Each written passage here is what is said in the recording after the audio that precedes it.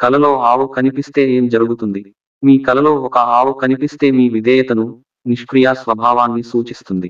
బక్కచిక్కిన ఆవు కనిపిస్తే మీ నిజ జీవితంలో మీ అమ్మ మీ అవసరాలకు సరిగా స్పందించడం లేదని, ఆమె ప్రేమని మీరు కోరుకుంటున్నారని అర్థం. ఈ వీడియో మీకు నచ్చినట్లు అయితే దయచేసి షేర్, కామెంట్, లైక్ మరియు సబ్స్క్రైబ్ చేయండి. అలాగే మీకు వచ్చిన కల కూడా మాతో కింద కామెంట్ రూపంలో తెలియచేయండి.